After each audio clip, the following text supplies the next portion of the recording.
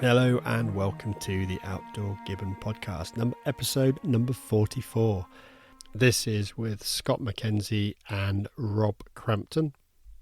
We also had Orla was sat in the caravan while we recorded this. She was kind of fielding messages and other things so that we didn't get disturbed.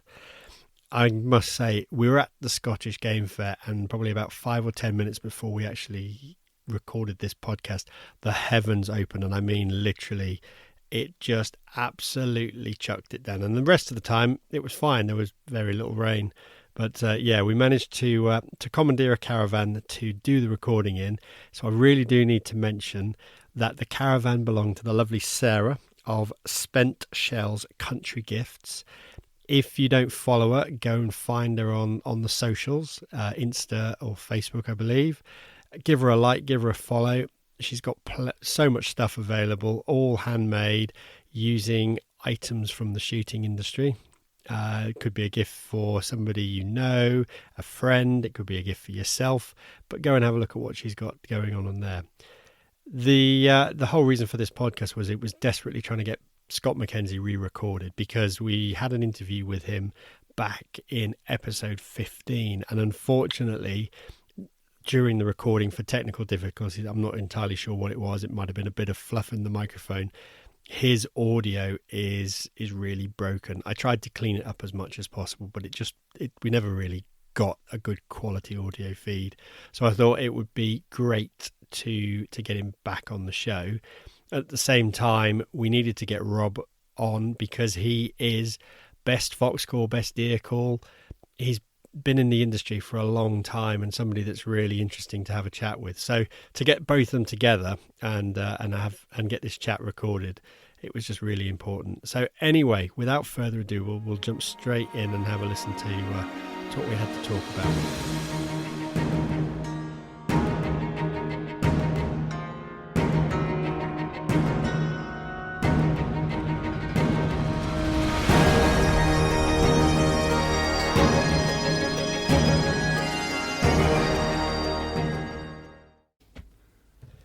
Hello and welcome to the Outdoor Gibbon podcast. Today I'm actually at Skye, sat in a caravan, recording a podcast with Scott MacKenzie and Rob Crampton.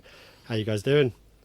Yeah, all good. Enjoyed the show. It's been a good show so far, apart from the rain we just had. I know, that was absolutely mental, wasn't it? That was horrendous. Normal for Scotland, though. Yeah, 4 seasons. Well, it's almost 4 seasons in one day. We just haven't had the snow yet. Apparently it's coming later. Oh, is it? Yeah. Oh, somebody ordered that. Heard a rumour. Oh, fantastic. So it's been a pretty good show so far, hasn't it?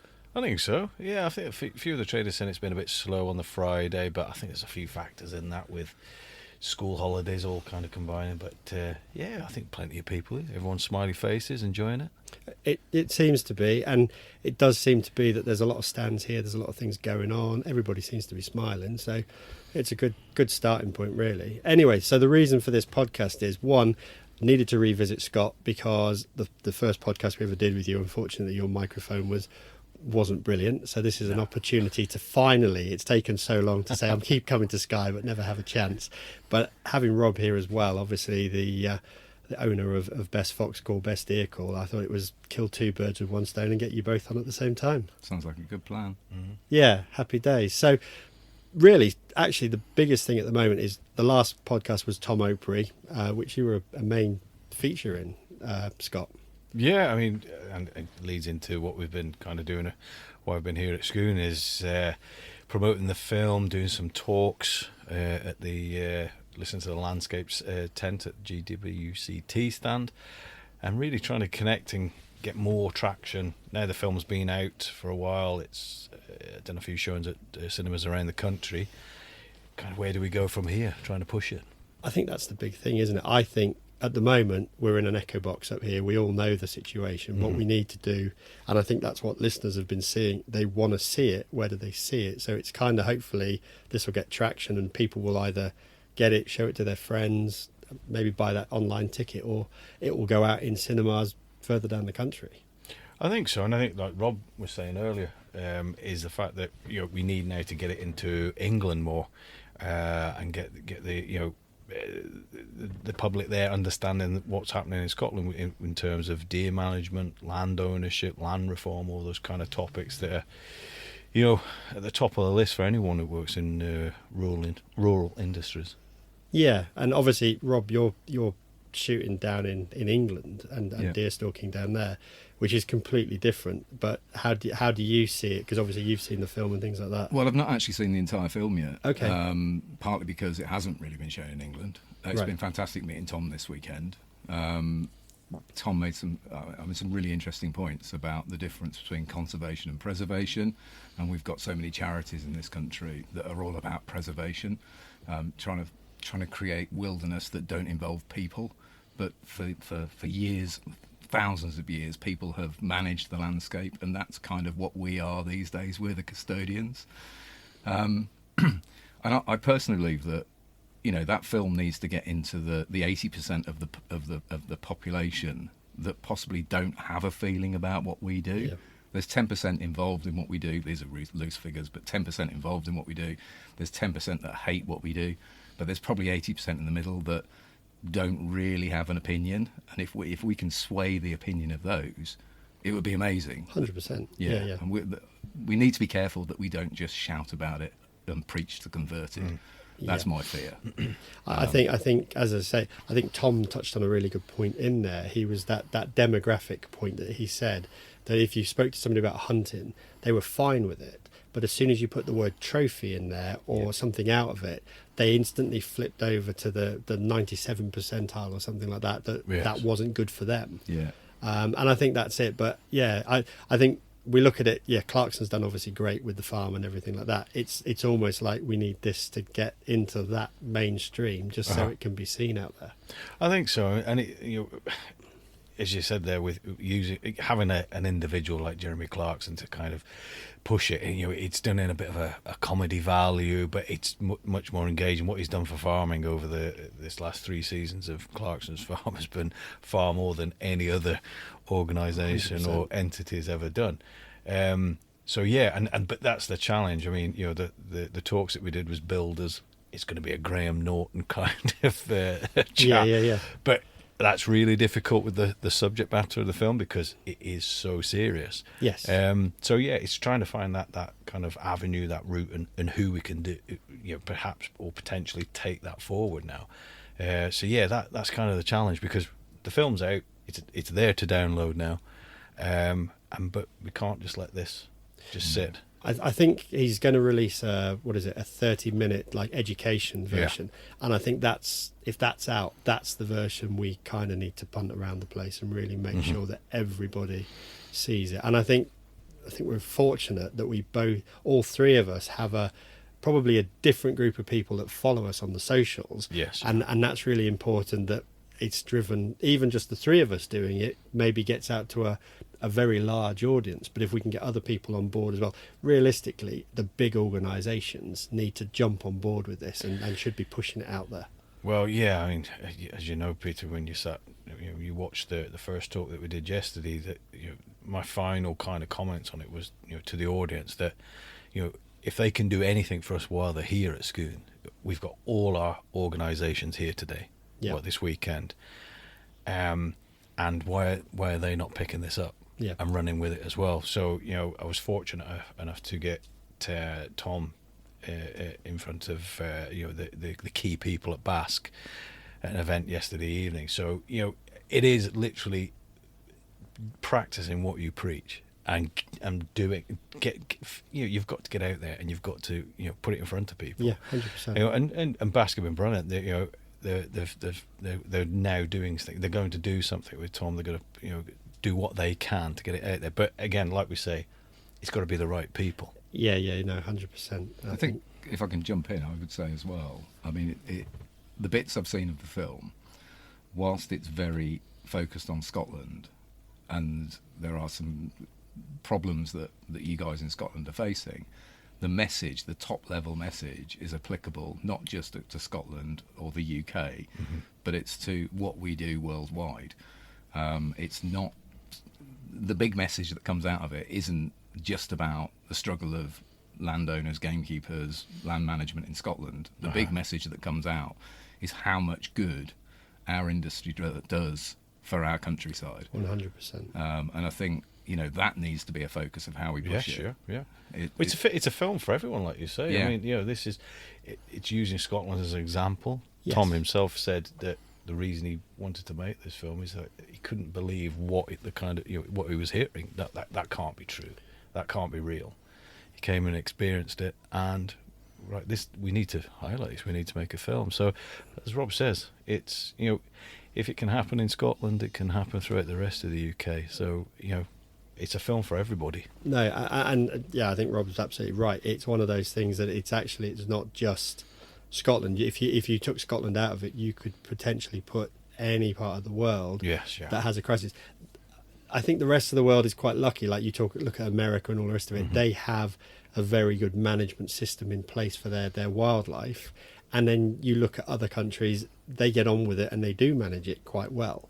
The UK, we seem to have, I think it's always been a big problem, it's a bit of a free-for-all. And there's nobody knows what's going on. Deer numbers in the UK, there's we have to give back counts and numbers. So there is a slight difference in Scotland that there is actually some knowledge of numbers. But in England, for example, nobody really knows what there is. No, I mean, wholly different attitude. Yeah. I was recently, back end of last season, out with a good friend Eddie over in Cambridgeshire, looking at big groups of fallow. And yes, landowners want them shot, but nothing like the demonisation down in England that you seem to have up here. Yeah.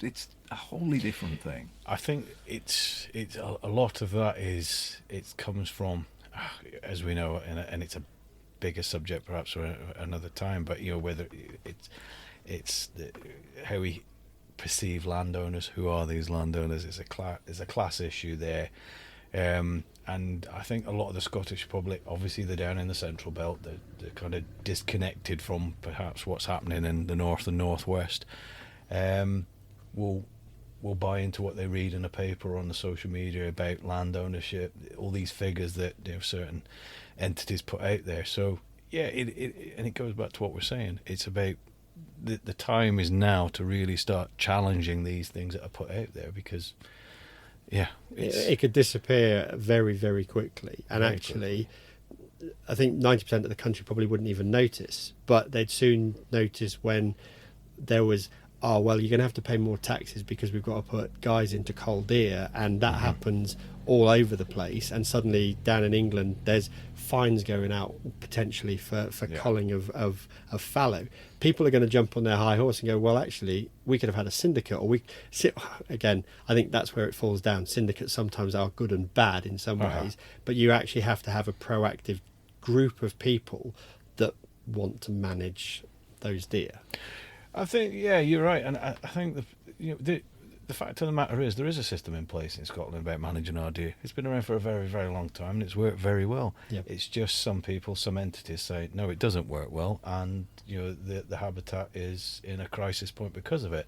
That's not actually necessarily a very proven thing, because there's science on both sides of the argument to support that debate. So I think it's it needs to be understood better how land management works, and this is where the demonisation of deer has come into it, especially in Scotland. That having X amount of deer is bad. That's not proven at all. We know they browse. That's what they do. Yeah. It's one of those things we need to educate the public. Well, I think somebody said that you actually have a way on the island that you'll plant trees in a plantation, and once the trees are over a certain height, you'll go and take the fences back down. Yeah, sure. Because at the end of the day, it's the same all over the world. The deer, they only want that nice succulent green tip of the tree. So once the tree's at a certain height, reds just go through. Okay, they actually clear all the weeds and rubbish from under the bottom of the tree, so you end up with quite a healthy forestry. Yeah, I mean, it's something we've done on the estate. We've probably, I think I'm correct in saying that we've got probably some of the oldest woodland schemes to have started in Scotland, I think.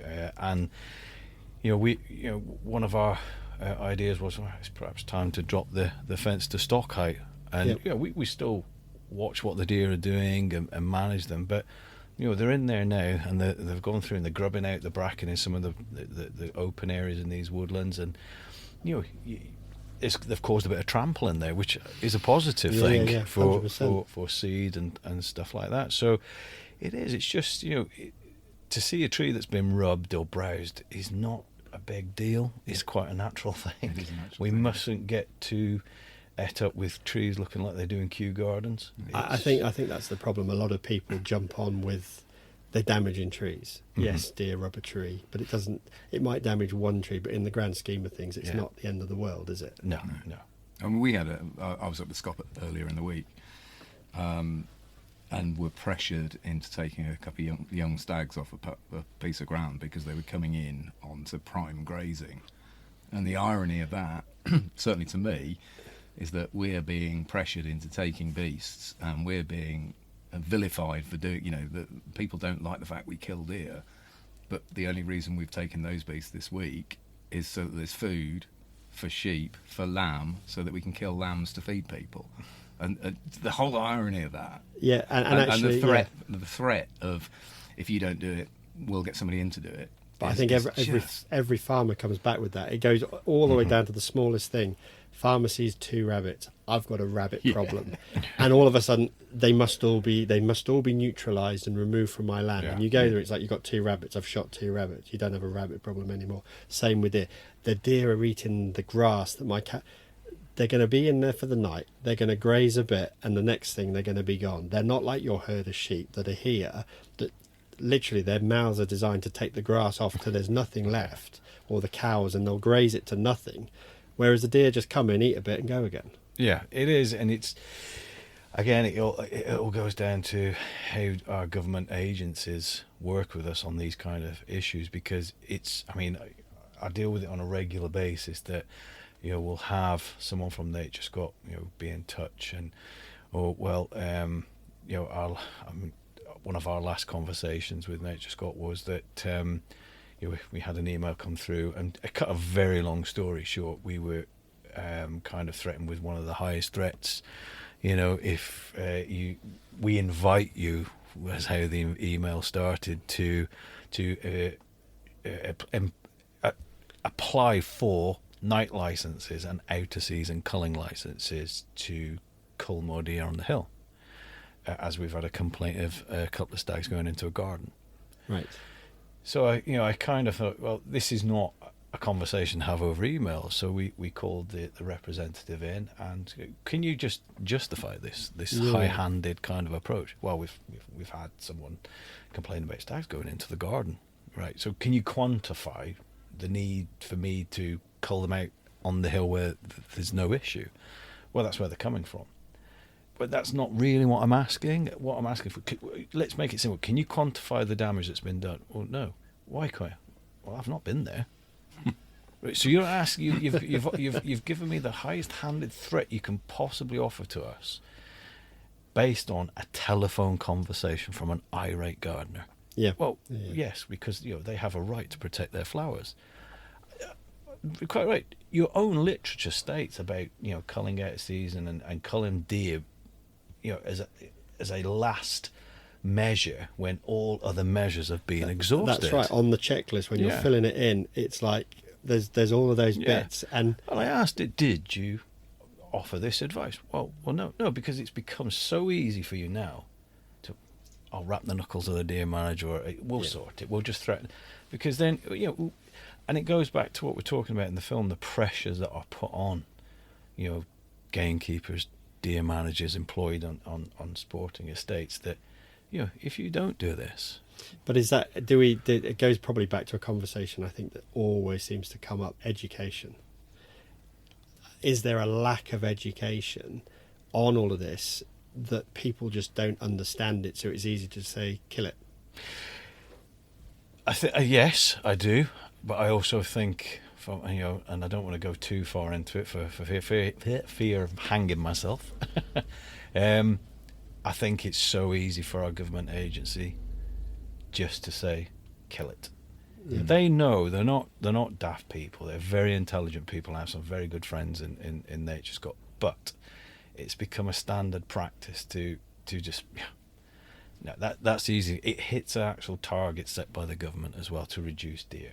But it's an easy way to do it. The deer numbers Thetford and things like that come up in the press all the time. Obviously, I'm directing to Rob, because you're probably dealing more with what's going on down south, and you probably know more hunters who are dealing with fallow populations and things like that. And Yeah, I mean, where I am, I'm sort of Herefordshire, Shropshire, Welsh borders, and we have quite a healthy fallow population, but not huge numbers. And I know a number of people that do manage, but it somehow just seems far more civilised, right, and managed by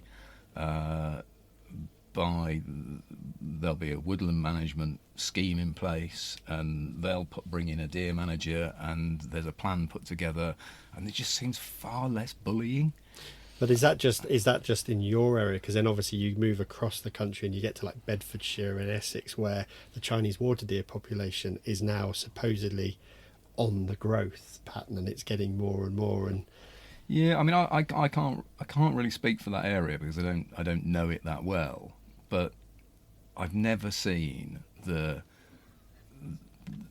extremes of opinion that I've witnessed in Scotland. Yeah, it seems like they can poke the finger at us, and yeah, every keeper, hill keeper, whatever you do up here. Well, I think it's a bigger picture, because I think it's about what the vision is for Scotland's land ownership pattern and land use in the north and the northwest, and whether it's deer management, biodiversity.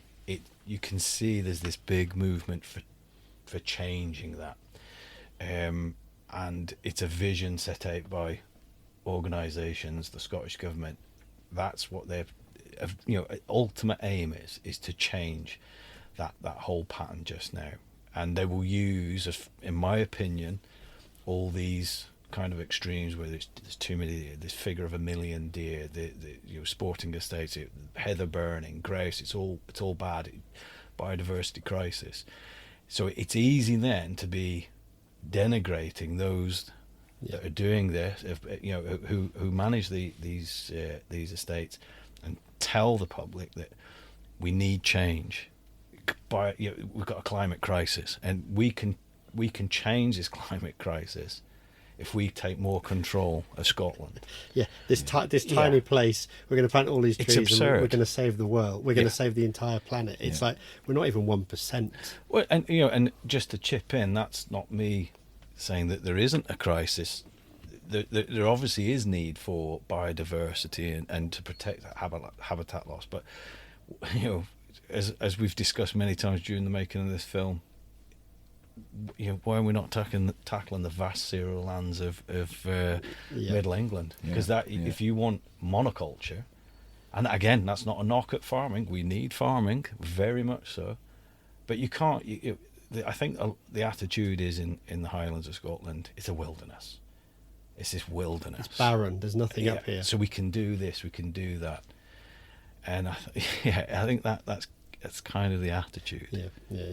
Okay. So let's move away, because I think we could talk about deer forever and ever in a day, but I think that there's probably other things we can get into. So, Rob, you're the background. Let's have a look at actually talk about the foxing and stuff like that, because that was kind of a major thing for you really back in the day, wasn't it? Absolutely. So let's go to that, because that kind of, I think, in the last 10-15 years, that had a massive uptake. Every man and his dog was out foxing, really, and still are. I mean, it's incredible. So Best Fox Call started, I think I bought the domain name back in 2010. Right. So we're 14 years in. We're 10 years into game fairs now. We've been so lucky to work with some really fantastic companies. So Icotec in the States. And we just set out right from the beginning to only sell things that we knew worked. Okay. And we've stuck by that. We've got some great products. We've got some phenomenal customers, some really loyal guys out there. Personally, I mean, I used to be out foxing on a really regular basis. Not so much now. I'll still go out if somebody gives me a call and says they want something shot. These days, I'd probably rather go out and shoot something that I can put in my freezer. Yep. but yeah, and it's changed so much. Everybody here will remember wandering around carrying car batteries and lamps. Old military weather with batteries tucked in the ploughing pockets. lamp. Yeah, that's it. Yeah. And to be honest, I still love going out with a lamp. Yeah. You know, I spot with a thermal spotter, but more often than not, I'm shooting with a lamp. Yep. Occasionally with night vision, but I still like that. You can't beat seeing those eyes shine across the field. There's something about it, isn't it? Yeah. But I honestly thought, this is the weird thing, I honestly thought with the introduction of thermal spotters and then thermal scopes that we would see a huge decline in the number of foxes. Yep. Haven't. Crazy, Absolutely isn't not. it? That they just seem to keep coming. Yep. Whatever you do. But do you think that's because probably there's more people there's more land that people won't let people onto to shoot foxes, and that becomes a bit of a haven, or the foxes are moving into the cities, and then when they get the overpopulation there, they move back out into the towns? That's a really good question, and I genuinely don't know the answer. The old thing about nature abhors a vacuum. I don't know. Maybe I just think so. They are. I mean, I've got a huge amount of admiration for foxes. Yeah. Phenomenal animal. Very resourceful. I don't know. Considering how many you see on some of these groups that get shot per year, if you actually did the tally, and it's crazy numbers, and yet the next year they're still doing the same. Now, how many is that? The guy pulls it out of the freezer and puts it out for display, but you don't know about that. But let's not talk about that. Yeah, but it's one of those things. I know that I've got a keeper friend in Leicester, and he said during COVID it was really strange because his number of mangy foxes went through the roof. He's on a farm above the town, student town, no kebabs anymore, no takeaways. Foxes are like, hang on a minute, the takeaway's closed, I'm not getting my £3 kebab. They all moved back to the countryside. Yeah. As soon as everything opened, he went, it was like a vacuum, they just disappeared. I was back down to 2 or 3 foxes. Yeah, I mean, there's a call that everybody uses on the electronic caller. It's called Vixen in Heat, Right. which is a good old shouty screaming vixen. It works really well for dog foxes for obvious reasons. It works really well for vixens for territorial reasons. Now, 10 years ago, I would have told you to use that from probably October, November through to the end of January. I know people that use it all year round now, and I think part of this population thing may be sort of multiple litters each year. Yep. Certainly people are seeing, often now we see, I can't believe it, I've seen big cubs, overground early, Right. and then they see small cubs late, and you just think, there's definitely some... They're obviously they're adapting. They're adapting, and their numbers just keep coming. It's incredible. See, we've seen a big change though. Obviously, with the number of badgers increasing up in Scotland definitely, because there's never going to be a badger cull up here because it's protected. There's probably not going to be one in England anymore either. Well, yeah, quite possibly, yeah. But it's amazing that we've had people saying there was always a fox in that bank. But now the badgers have moved in. That's that. Mm-hmm. So the foxes have, and we've seen foxes moving into rabbit holes and badgers moving into foxholes. So yeah, it's obviously they're adapting to just try and stay alive, as well as everybody trying to shoot them. They've got their own issues. Yeah. I'm not sure that technology can go much further in our favour. It's always interesting. I mean, I love it when people say, "Oh, you've got such an advantage over the fox." But do we go back to throwing spears at them or something? All this new technology. But I genuinely think they just continue to evolve and adapt.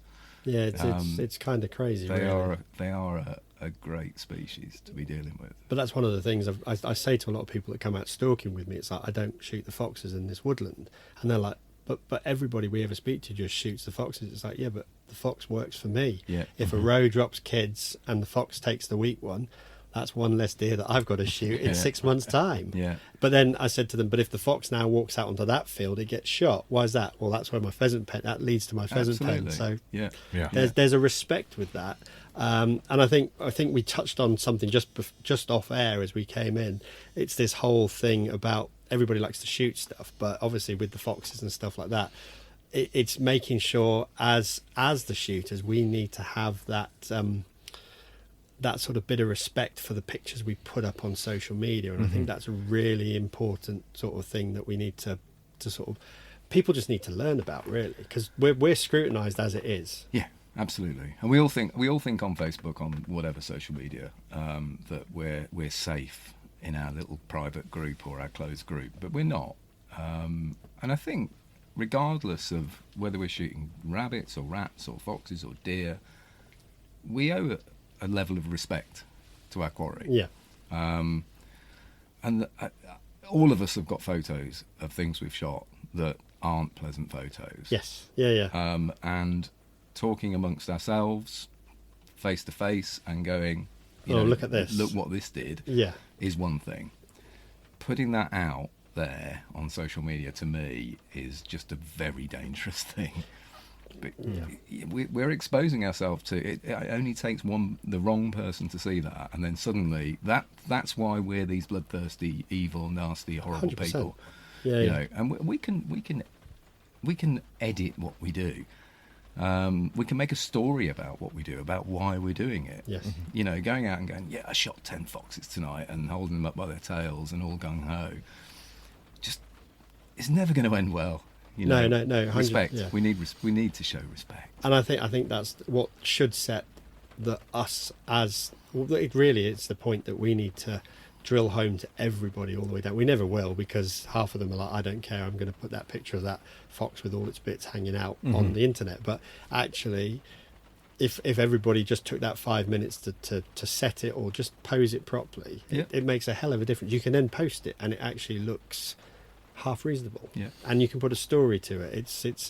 It's a tricky one, and I think social media has its place.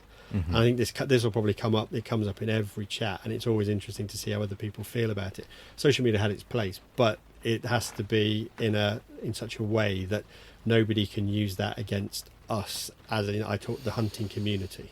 Yeah, I think we're probably all guilty about posting some questionable hunting pictures over the many years we've all been doing this, because when social media all first came about, we're all kind of learning. It was like this massive thing. Whoa, this is everyone I ever want to talk to is all there at fingers. So you're posting everything, but I think that's part of the learning. Is if you've been doing it for a long time, and you've been doing stuff on social media for a long time in this industry, you start to see that with certain people's profiles and when they post stuff, because it's a lot more about the event rather than the outcome. And like I say, we've all posted some pictures now we look back on and go, I should probably take that off and remove. But it is. It's all about respect for what we do, telling a story. For me now, it's much more about the whole kind of why we do it, why we manage this, why we call this. You got if you go on Facebook, for instance, you've got 10 pictures to tell a story as part of some dialogue. So make it a more of a bit of chat. Whether it's asking a question, get engagement. That's something I've learned. Yeah, it's trying to get people to actually engage in what you want and move it from there. But I think sorry to chip in, but I think part of the problem is anyone can set up a Facebook hunting group page now, and they're pretty much unregulated by an outside source. Yes. We all know things can be taken down, but the problem is I've removed myself from so many of them because it's just not. I don't post on a lot of these pages anymore. I don't need to, and I think it's not kind of for me. No, I completely agree. You were going to say something. I was just going to say, I mean, I fairly regularly post a post that starts with, I'm afraid it's another I make no apology post. Yep. And it will be me, probably more often than not, with a deer that I've shot. But then talking about why I've shot it, and as part of a cull plan, what the outcome of that deer being shot is going to be, and the fact that I can feed my family. Touching on the subject that and kind of hinting that if you, the person who's reading this, eats meat, I'd hope you understand that. Yes. All I've done is taken that step further than you would. I wouldn't expect you to go out and shoot something, but don't judge me for being. I mean, for me, it's an honour. My supermarket actually is still very much help yourself kind of thing, which is what it is for us. Yeah. But we have to do it from the right from the beginning. Whereas a lot of people are just walking to the supermarket, they pick up their tray, their non-guilty tray, and I think Tom hit the nail on the head when I was talking to him. He said, you go for a McDonald's Happy Meal, there's nothing happy about a Happy Meal. 100%. Because 100%. whereas actually the meat we put into place, you put venison on the table, I can pretty much tell you where, if it's in the freezer and it's got a label on it, I'll tell you exactly where I shot it and when I shot it and the time, and I know exactly what it was doing. Whereas how does somebody that buys their packet of mince, or they can't tell you where that animal was? No.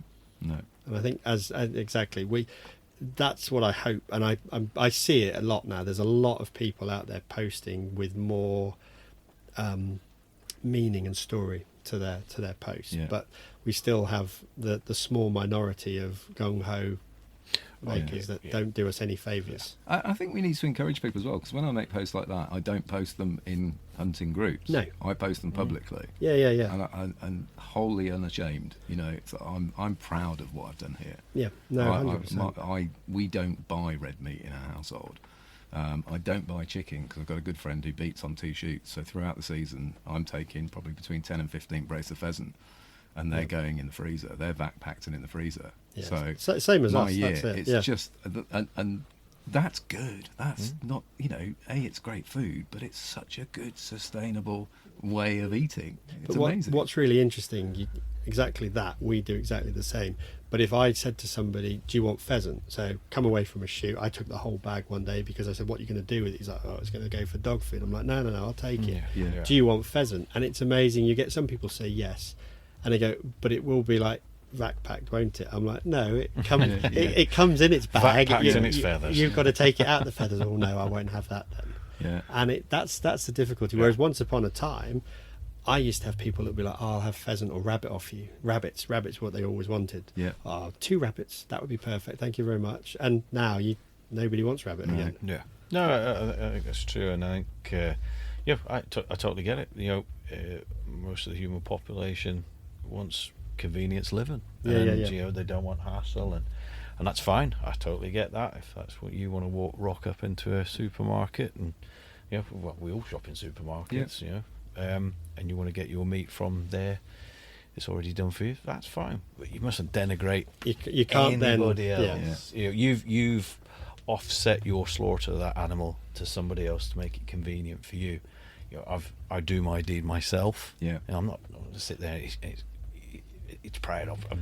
It's great that I killed this animal. It's just that's part of my lifestyle. Yeah. And I've like you said earlier, Peter. You knew what it was doing when you shot it. You can, you've got that story, that memory of everything there, and now it's, you're feeding it to your family. Feed the family, feed the friends that come round, and all the rest of it.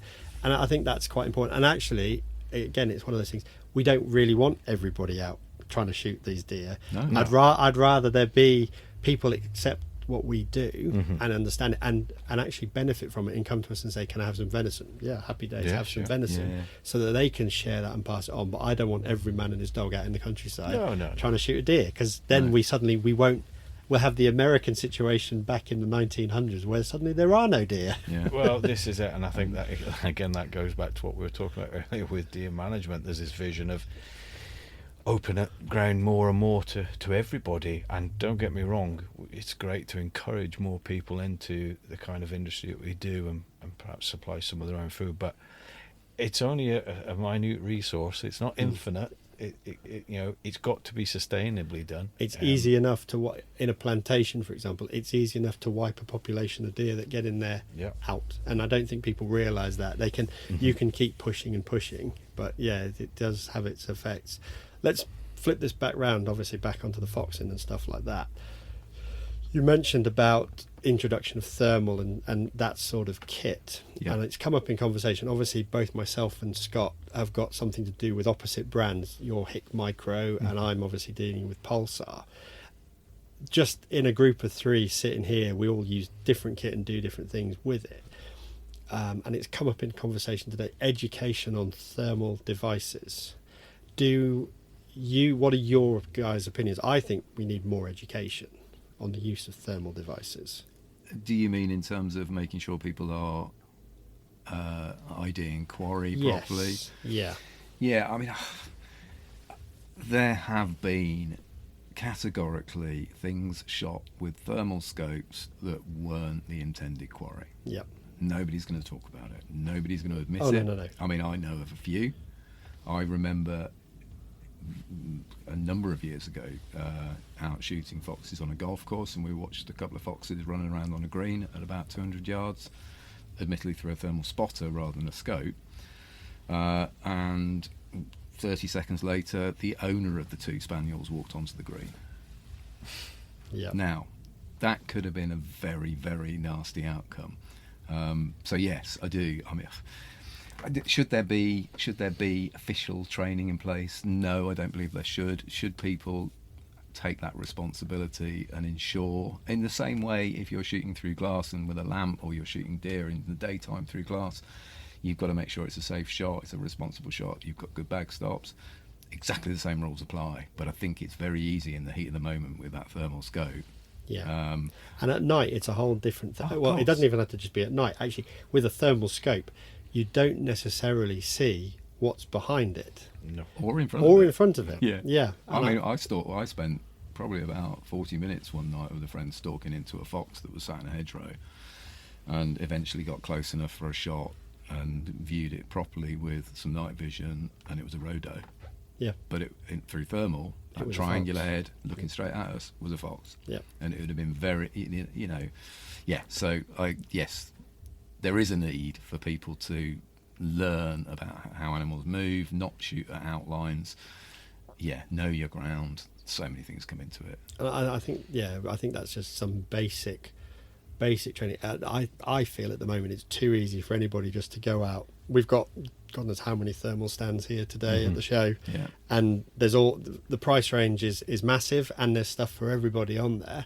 But people will buy something, go home tonight, bang it on their rifle, go and fire some rounds at a target. I'm ready to go out, Yeah. and they have no knowledge realistically of potentially what they're going to shoot. They've only ever shot in the day or something like that, and the whole thing, even out with a lamp, it's eye shine. You can flash that lamp around. Oh, it's over there, and all of a sudden, as you've just said about the rhodo, you flash it around and you find a big hair. Well, that's got perfect eye shine, exactly like a fox when it comes back at you, and you're like, what is it? And in a thermal, some of these, they look the same as well. Absolutely. Yeah. And as I say, I will never know the numbers, but there's been incidents already where it's not just animals that have been shot. Yeah. There have been incidents where people have been hit and shot, and there's been incidents like that. So the problem I see with it really is then you all of a sudden, do the government turn around and go, well, we'll legislate this and stuff like that? yeah, that is a danger. Ireland, it's legislated you can't have a thermal unless you've got a license. Yes. Yeah. Yeah. It's a difficult one, isn't it? We don't want to get into the point where we're legislating against all of this kit. No, I think, personally, I think it's a bit kind of, if you want to go and stalk deer, and you perhaps you're looking to shoot a few, but you only can need one carcass out of so many you're culling, to shift those, unless you're giving them away, you need your deer stalking level certificate 1, and that foundation course is a great way of giving some very basic knowledge to people with deer identification, deer ecology, firearms law, firearms use as a shooting test.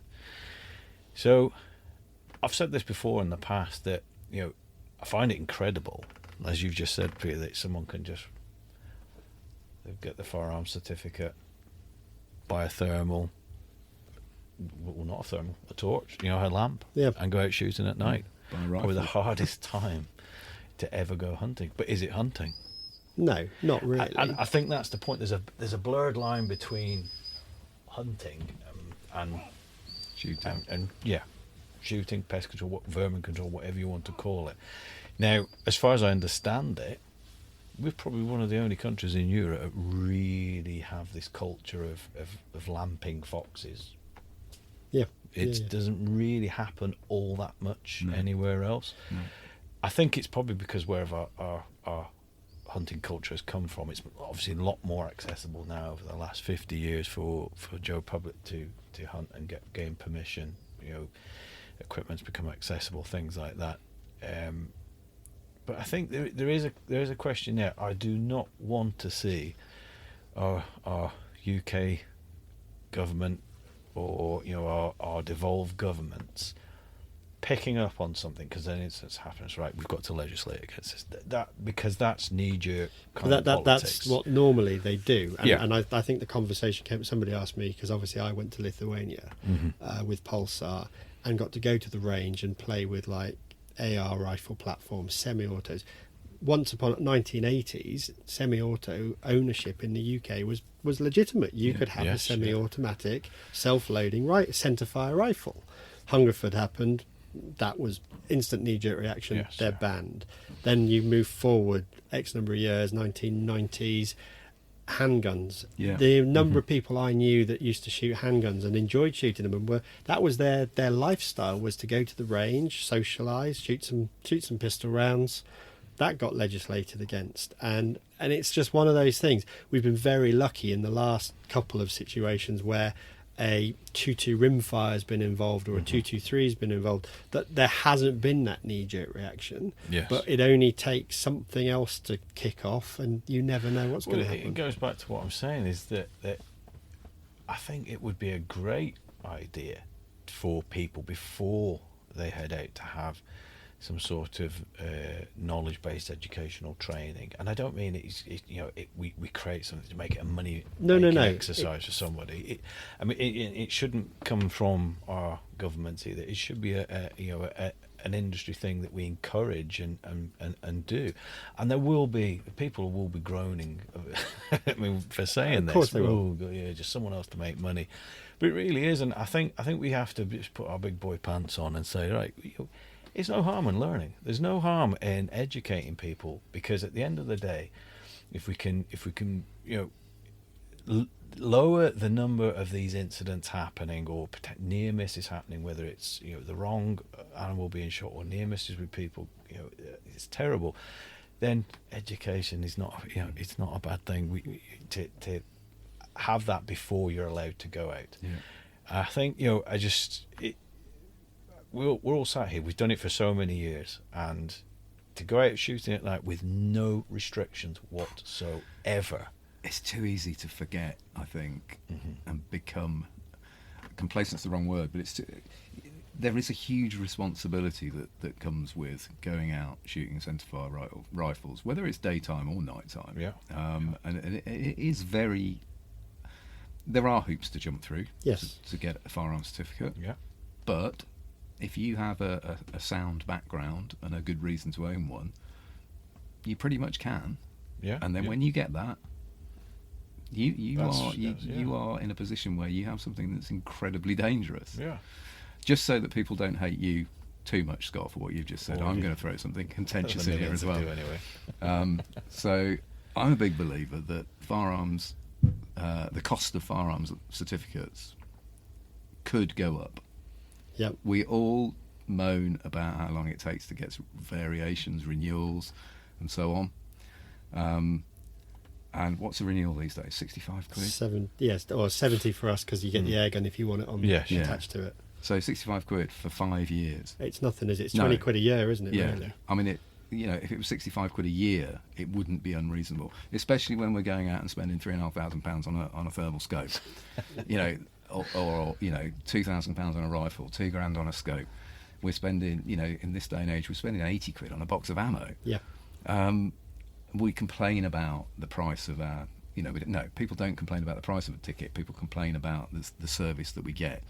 I think as an industry, we really should be saying, look, we want to pay more, but we want a good service. Yes. Mm-hmm. Yeah. So people will hate me for saying that as well. So No, I don't think so. boat now. I don't think they will, because I don't think people actually quite realise. But you go to the rest of the world, like you go, let's dropped Ireland in earlier, but you go to Ireland, every single rifle is licensed in Ireland, and you Right. pay for that on a 5-year rotation.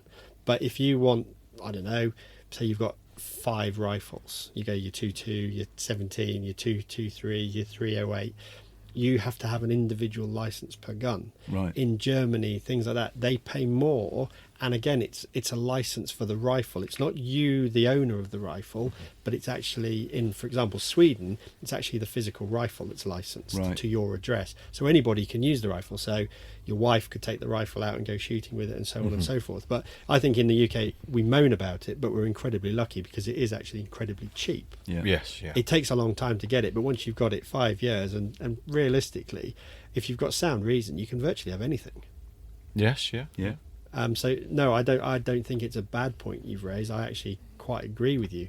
70 quid's incredibly cheap to have a firearms ticket. You can't. What do you get for 70 quid this day? Not a lot. You've just about bought a box of maybe non-toxic ammunition. Oh, crikey! I mean, box of 20 now. 270 is what I'm. What we're paying for is, for a decent brand, you're talking £55. It's 20 shots doesn't last long. No, not if you've got a guest that needs a few more on the target. Yeah, we know a few of those. Yeah. But I think, just covering those topics is, I think there's a lot that could change, but I don't want to bore people too much.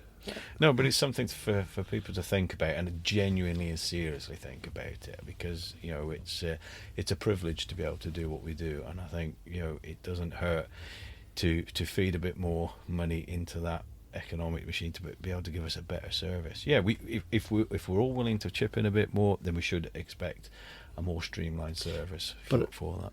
Yeah, there's another topic that would come up with that. Obviously, it's how do you get the police forces all to sing from the same hymn sheet and not do the interpretation of the law as to how each one of them reads that document at the end of the day. That's another big problem because, for example, we could have one, I think Scotland's now all covered under the same thing, but you go to parts of England, you could have, I don't know, your counties and Leicester, and everybody's got a different interpretation of the firearms law. Yeah, very much so.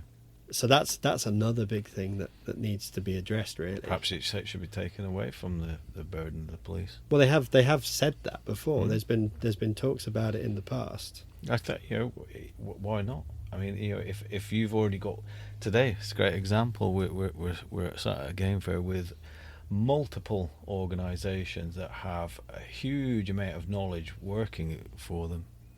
I'm not saying that we should we burden it to them, but there's the opportunity is there to try and create something a bit better. It all depends though on the organisation you use to do it, because if you get the wrong organisation that has not an anti background but a negative feel to firearms, hunting and all the rest of it, you've lost straight away. They'll make it harder than anything. Yeah.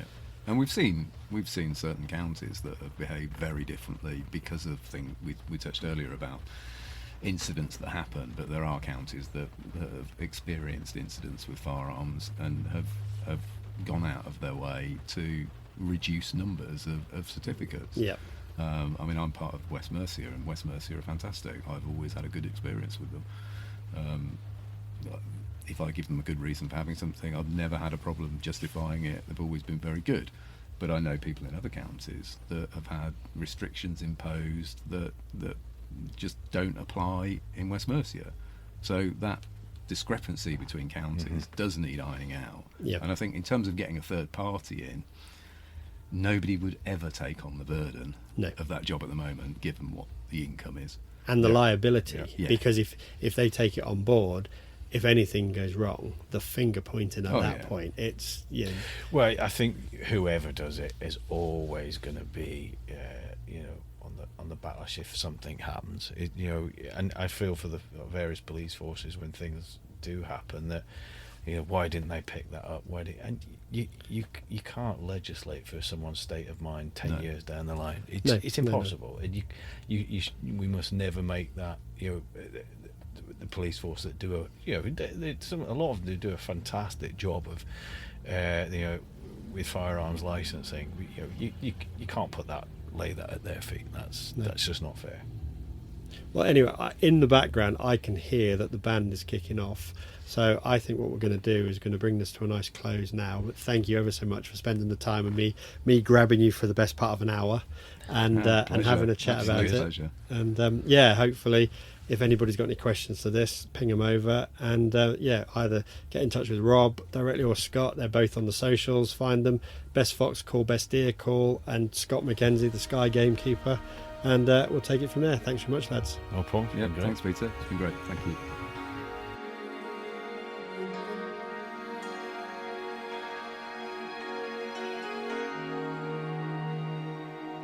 So thanks again for listening. You may have heard a bit of drumming and stuff in the background. Obviously, the Red Hot Chili Pipers did a performance at the end of the Scottish Game Fair. It was really good, actually, that the Game Fair kind of stayed open if you'd had the tickets and stuff like that, and you could stay on to enjoy the Pipers play. The bar stayed open. We may have ended up getting the Piper in the bar at the end of the night and had a few beers with him and got him to play a bit more, but that's another story altogether. There was also an incident with a frying pan in the caravan, but again, that's another story for another time and another podcast. Hope you've enjoyed this one, and we've got a few more now coming up where we actually sit down, and I'm trying to do these live interviews. So they're sort of more fun. It's actually nicer to do them in person. The audio quality is better as well. But anyway, keep listening, and we'll catch you on the next one.